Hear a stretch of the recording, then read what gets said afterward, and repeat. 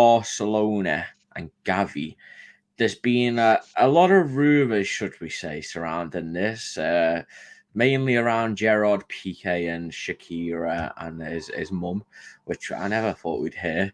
But before all this happened, we were originally linked to Gavi, but now Republica are claiming that Barcelona and Gavi are far from reaching agreement, which by Sport, who aren't the most reliable, they've come out and dismissed this. But it's all over the shop, this story. But Liverpool's interest is confirmed, and he does have a release clause of 50 million euros. Colin, for one of the most highly rated youngsters in the world, he's rated as highly as Pedri in Barcelona. Is it worth, and a lot of these stories have come that Jurgen Klopp is the main man pushing this. Do you think it's worth getting his release clause before Barcelona maybe agree a deal with him? It is on the face of it, but I don't think this is a signing we're pursuing. I think it's more of his agents trying to get Barcelona back to the negotiating table and, put some pressure on them and say, like, this guy is one of the realest 18, soon to be 18-year-olds in world football, and midfielders are at a premium any which way in this window. So I think it's more of a agent's ploy to like force Barcelona into action, because I don't think they can afford to lose any young homegrown talents after what happened with the whole Messi saga, because first of all, they don't have money to sign legit players for the first team squad. And I don't think this is a deal we would be pursuing. But having said that, if we trigger that release clause and bring him over here, I can't imagine a more better setup for him to thrive. And I think he also came on record and said he grew up. I don't know why he grew up, but like he's 17 years old. So he said he grew up watching Thiago play or something. I'm like, yes, get him here. But I don't think it's gonna happen though. Yeah, I mean, Bob, there's a lot of contradictions, and with the whole thing with Piqué and Gavi's mum, this story just seems to be all over the shop. But there's not many 17-year-olds in the world who have started for Barcelona and they were starting regularly for them. I mean, there's got to be something there, and obviously, if Jurgen Klopp is a big fan of him, then surely it's worth taking that risk.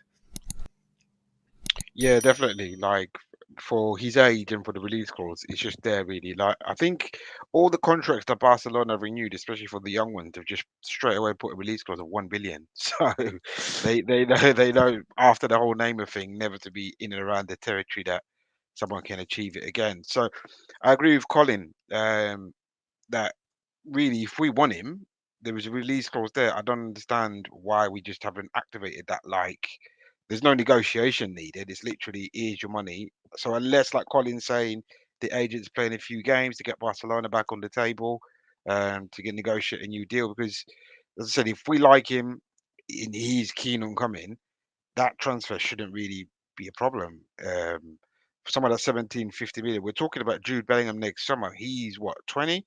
And that's going to be over 18. 100. He's gonna be over 100. So you get the 17-year-old who, I'm not saying he's as good as Bellingham, but good and good prospects for half the price. Why not? Um, but yeah, I think you'll end up signing a new contract, to be fair, even with the whole Piqué fiasco. Because if you're Barcelona, you're better off getting rid of Piqué than him. If all that is true, do you know what I mean? Yeah, I mean, Jay, we've been interested in at least one midfielder. There was a lot of reports saying we were going to sign a midfielder this summer and then another one next summer. That was the whole Aurelian Tchouameni thing, but because we missed out on him, now Bellingham's getting brought back up. If we were to sign Gavi this season and miss out on Bellingham, do you think that's fine? Or would you prefer to maybe sign someone like Bellingham, somebody who's, I mean, Bellingham's 18, so it's only like a year, but someone with a bit more maturity, you could say, than Gavi, because I mean, it is a risk to sign a 17-year-old for 50 million at the end of the day, isn't it? It is, yeah, but the way the game is these days, it sounds crazy, but 50 million isn't really a big transfer anymore. Years ago, if someone bid 50 million, you were like, oh my God, it's 50 million, like when we sold Torres. But now you see players who aren't particularly that great, go for really big money. I will go for Gavi being at 17, and it might be his agent's flirting, so he gets a better deal at Barca. But the thing with Barca at the minute is they probably can't improve what they've offered him. I was reading today that Titi and other players had to take like a massive wage cut just so they could bring players in January. And if they do want players next season, they've got enough wage structure for one player. So if that's the case, yeah, it probably would be in the interest to get rid of PK over Gavi, but PK's not going to make it any money. No one's going to sign PK for anything. He's 35, is he? 34. So at least if they sold Gavi, they'd get 50 million, and them contract talks have been going on for quite a while now. It's not as if it's been 2 months. It's been the best part of a year now. I think that's why they're probably trying to backdoor sell. Is it De Jong? Yeah, Frankie De Jong. Yeah, he doesn't want to leave, but I think they're just trying to sell him to make some money because they want Lewandowski as well. So yeah, pushing him out the door.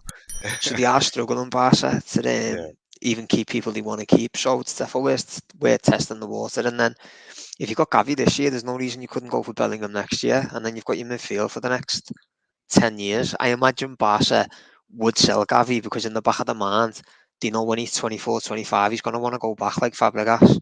So they probably would be open to selling him to make a bit of money now to get them back to where they want to be. Yeah, I mean, I'll open this question up to anybody, but we've been linked with Tchouaméni, that's out the window with Real Madrid. We were linked with Bellingham, but reports are saying that they're not being signed. Apart from that, really, the only other midfielder that we have been heavily linked to is Gavi. Do you go after somebody else, who's maybe going to cost about, we've seen the likes of Sangri and, just being interesting. Kone, I think his name is, that lad from Borussia Mönchengladbach. Yeah. But nothing solid. Do you sign Gavi, or do you maybe wait another year and then sign 2 midfielders and give them a full preseason? Because at the end of the day, it's a risk to sign a 17-year-old. I know he plays for Barcelona, but he's not like I think he plays over De Jong now, but he's not like Fabinho playing every other game. My only issue is, someone that raw, there's still a lot of room to grow. Like, he could grow a few extra inches, he could mature differently. Like, it's a lot of pressure on a 17-year-old. But then we're saying that same about Jude, aren't we? So it's a difficult one for me. But onto the question, would you wait for Bellingham or just sign Gavi now and then try and get Bellingham next summer as well? If Dortmund will talk about selling Bellingham this year, I'd go all in Bellingham. I wouldn't look at Gavi. If I thought I could get Bellingham this year, I'd go all out for him. If they said no, there's absolutely concrete no way, we're not talking to any club about selling him this year, then I'd be like, Sam, let's get Gavi for now, Bellingham next year, because then Gavi's got a year under his belt anyway, so it makes the transition easier if you were to bring Bellingham. But if you could get Bellingham this year, 100% I'd go all in for him, because I think this is the easiest year to do it in terms of competitors. Yeah, definitely. I think the midfield options are really there's not many. I think Tchouaméni and Bellingham are the 2 Liverpool have wanted for a while, and you've unfortunately missed out on one of them.